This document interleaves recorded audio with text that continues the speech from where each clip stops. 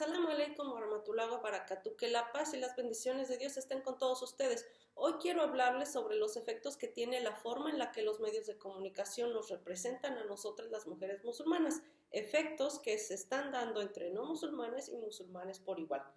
Las mujeres musulmanas hemos sido objeto de extensa atención por parte de los no musulmanes, quienes han escrito y especulado mucho sobre nuestras vidas y formas de pensar.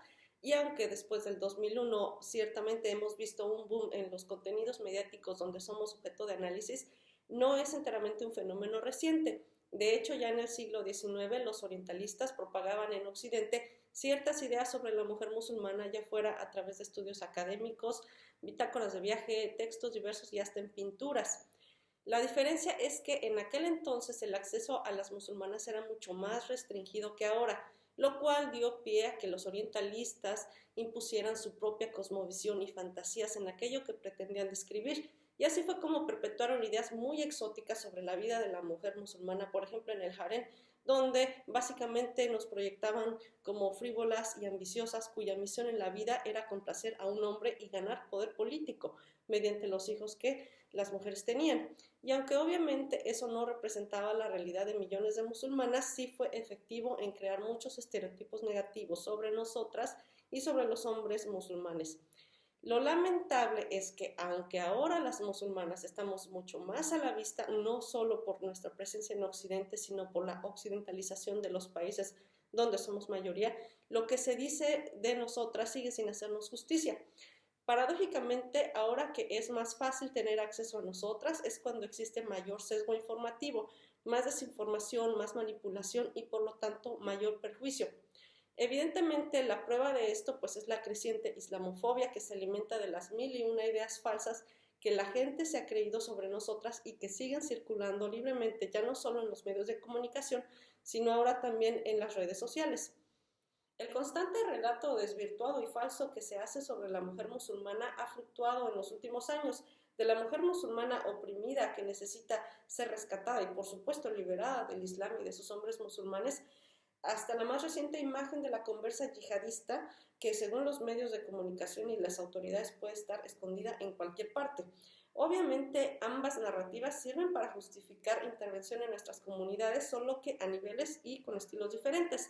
Ejemplos del primer caso fueron las guerras de Irak y Afganistán, con las que supuestamente Occidente rescataba a las mujeres musulmanas del yugo en el que vivían bajo regímenes no democráticos. Y sí, efectivamente les llevaron moda, trabajos, condones y lápices labiales, ¿no? Pero poco se habla de que el precio que ellas tuvieron que pagar por esa libertad haya sido dejarlas a cambio viudas, huérfanas o ultrajadas. Y en el segundo caso, la omnipresente amenaza yihadista sirve bien para atacar a las comunidades que ya viven en Occidente.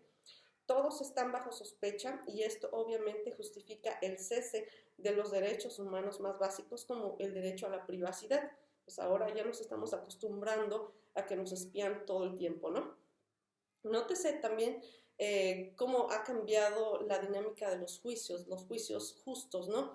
Antes, por ejemplo, una persona se consideraba inocente hasta que se comprobara lo contrario, pero ahora la gente es arrestada bajo meras sospechas y posibilidades imposibles de probar.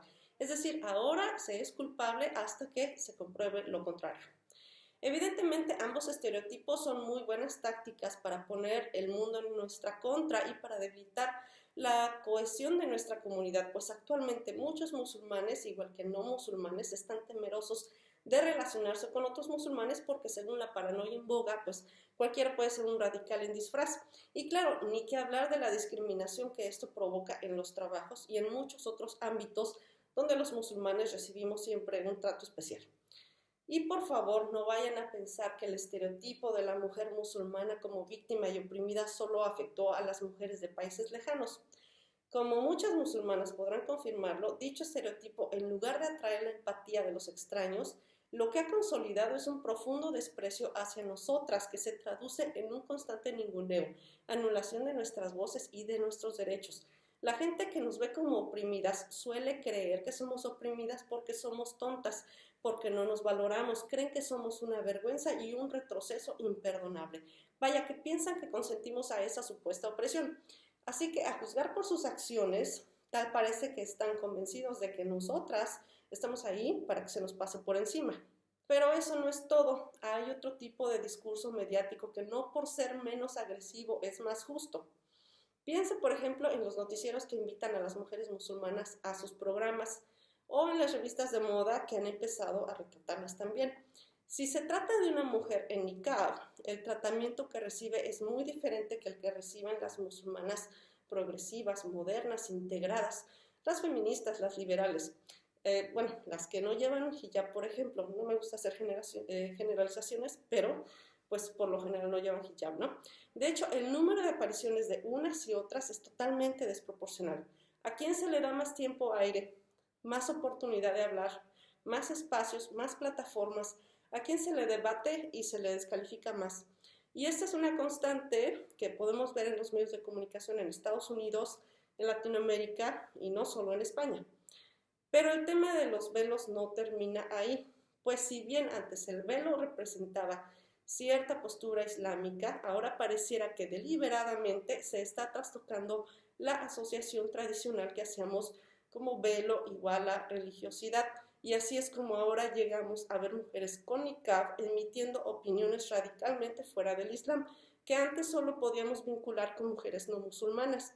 Bueno, pues esta nueva dinámica natural o inducida igualmente empieza a ser capitalizada por los medios para seguir promoviendo una imagen de lo que según ellos, los incrédulos, debería ser la musulmana ideal.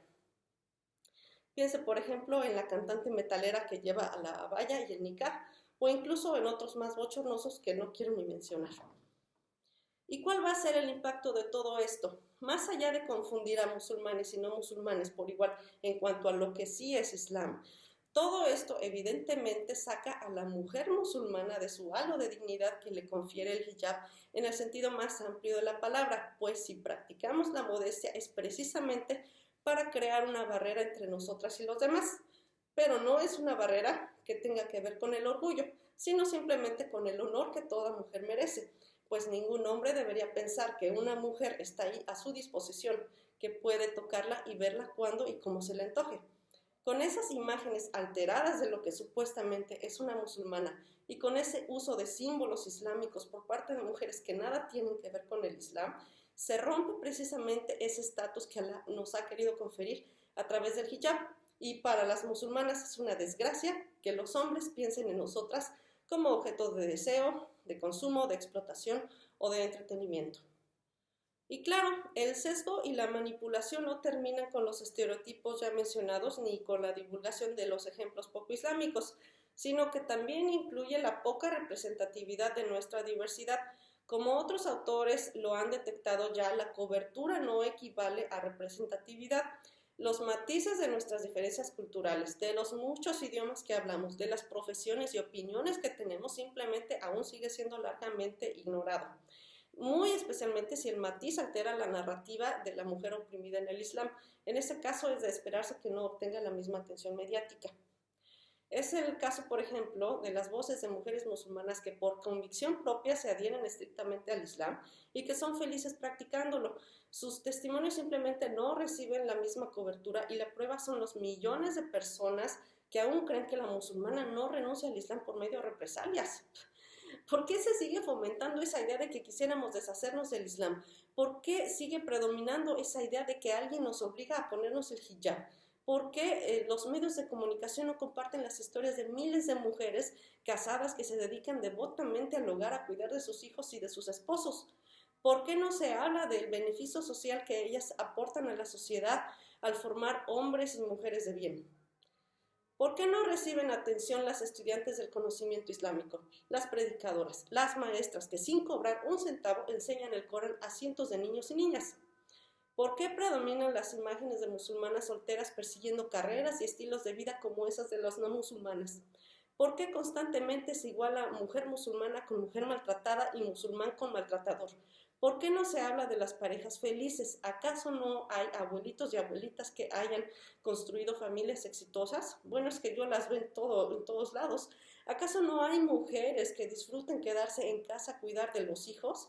Si ese fuera el caso, ¿cómo explicamos la supervivencia de la fe islámica después de 13 siglos? ¿Cómo explicamos que lejos de desaparecer, más y más conversos nos seguimos sumando a esta nación y a esta forma de vivir?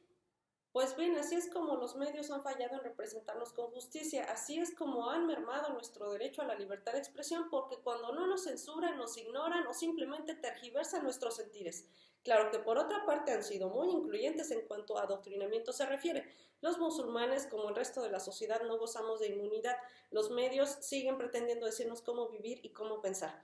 Y en ese aspecto, las mujeres musulmanas nos enfrentamos a un doble reto. Por un lado, el sesgo de género en los medios de comunicación del cual todas las mujeres somos objeto, y por otro, el que aplica a las mujeres musulmanas exclusivamente.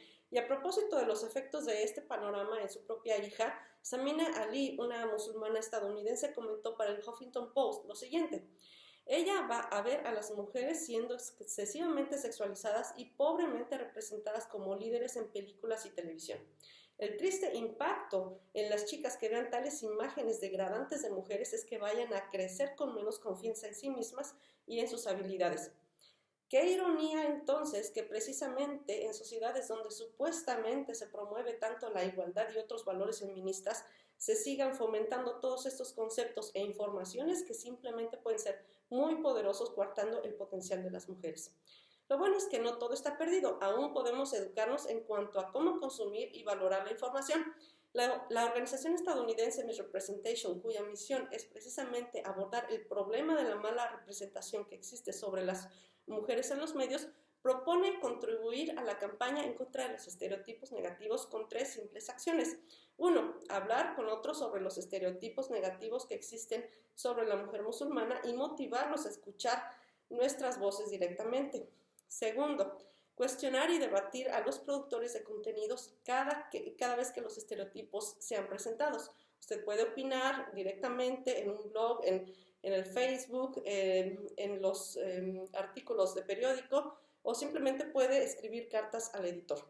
El número 3, apoyar a las mujeres musulmanas que estén creando sus propios medios y contribuir con alternativas de fuentes de información y opiniones. Esto quiere decir, hermanas musulmanas, escriban más blogs, hagan más videos, que sus voces se escuchen, de ustedes depende también, ¿no? En verdad que es responsabilidad de todos ser más vigilantes con los medios de comunicación y con los individuos que producen y distribuyen noticias y opiniones. Muchas gracias.